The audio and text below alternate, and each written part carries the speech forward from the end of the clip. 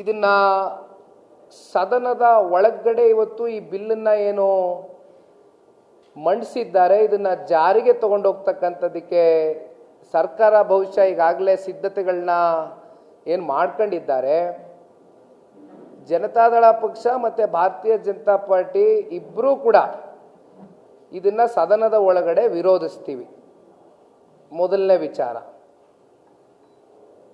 ಎರಡನೇ ಅಂಶ, ಈಗ ಸುಪ್ರೀಂ ಕೋರ್ಟ್ನ ಈ 66A ಜಡ್ಜ್ಮೆಂಟ್ನ ಈಗ ತಾನೇ ನಿಮ್ಮ ಮುಂದೆ ನಾನೇನು ಓದಿ ಹೇಳಿದ್ದೀನಿ.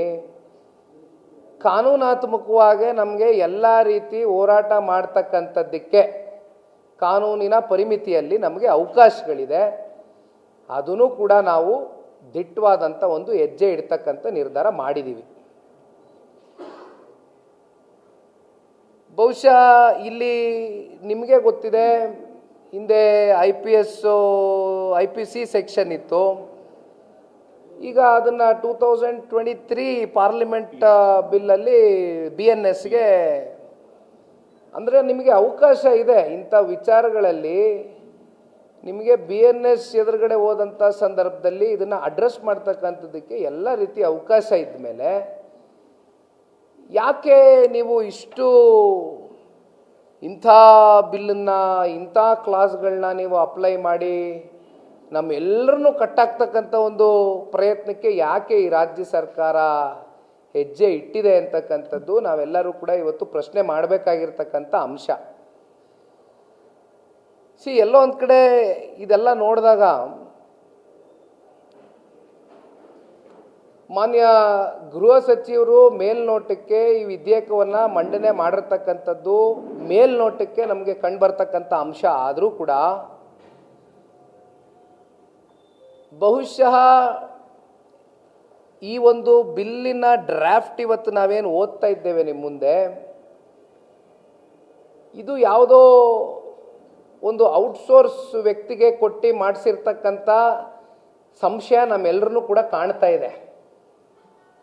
ಯಾಕೆಂದರೆ ನನ್ನ ಅನಿಸಿಕೆ ನೋಡಿ ಸರ್, ಇಷ್ಟು ಕಠಿಣವಾಗಿ, ಇಷ್ಟು ಬ್ಲಂಟಾಗೆ ಈ ಡ್ರಾಫ್ಟನ್ನು ಈ ಬಿಲ್ ಮೂಲಕ ನಮ್ಮ ಮೇಲೆ ಜಾರಿಗೊಳಿಸೋಕೆ ಹೊರಟಿದ್ದಾರೆ. ಮಾನ್ಯ ಗೃಹ ಸಚಿವರಿಗೆ ಈ ವಿಚಾರ ಗೊತ್ತಿಲ್ಲ ಅಂತಕ್ಕಂಥದ್ದು ನನ್ನ ಭಾವನೆ. ಅವ್ರಿಗೆ ಬಹುತೇಕ ಸಾಕಷ್ಟು ವಿಚಾರಗಳು ಗೊತ್ತಿರಲಿಕ್ಕಿಲ್ಲ, ಈ ವಿಚಾರನೂ ಅವ್ರಿಗೆ ಗೊತ್ತಿಲ್ಲ ಅಂತಕ್ಕಂಥದ್ದು ನಾವೆಲ್ಲ ಭಾವಿಸ್ಬೇಕಾಗ್ತದೆ. ನಾವು ಸರ್ಕಾರದಲ್ಲಿ ಕ್ಯಾಬಿನೆಟ್ನಲ್ಲಿ ಇರ್ತಕ್ಕಂಥ ಮಿನಿಸ್ಟರ್ಗಳ ಬಗ್ಗೆ ಕೇಳಿದ್ದೀವಿ. ಆದರೆ ಮಿನಿಸ್ಟರ್ ಆಫ್ ಕ್ಯಾಬಿನೆಟ್ ಒಬ್ರು ಇದ್ದಾರೆ ಇದರಲ್ಲಿ. ಯಾರು ಈ ಡ್ರಾಫ್ಟನ್ನ ತಯಾರಿ ಮಾಡಿದಾರಲ್ಲ, ಒಬ್ಬ ವ್ಯಕ್ತಿ, ಅವರು ಕ್ಯಾಬಿನೆಟ್ಗೆ ಒಬ್ಬರೇ ಮಿನಿಸ್ಟ್ರು.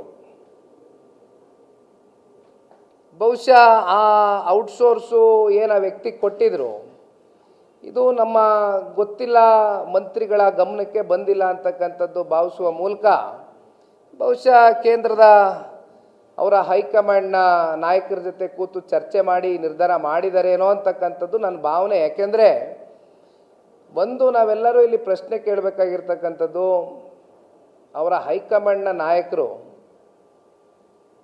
ಯಾವುದೋ ಒಂದು ಯಾತ್ರೆ ಮಾಡಿದರು, ಇಡೀ ದೇಶವ್ಯಾಪ್ತಿ ಓಡಾಡಿದರು. ಓಡಾಡಬೇಕಾದ್ರೆ ಕೈಯಲ್ಲಿ ಡಾಕ್ಟರ್ BR ಅಂಬೇಡ್ಕರ್ ಅವರು ಬರೆದಿರ್ತಕ್ಕಂಥ ನಮ್ಮ ಸಂವಿಧಾನ, ನಮ್ಮ ಕಾನ್ಸ್ಟಿಟ್ಯೂಷನಲ್ ಬುಕ್ಕು ಕೈನಲ್ಲಿ ಇಟ್ಕೊಂಡು ಓಡಾಡಿದರು ದೇಶ ಎಲ್ಲ. ಆದರೆ ನನಗೆ ಒಂದು ಅರ್ಥ ಆಗದೆ ಇರ್ತಕ್ಕಂಥ ವಿಚಾರ, ಶಾಲೆಯಲ್ಲಿ ನಾವೆಲ್ಲ ಓದಿದ್ದೀವಿ.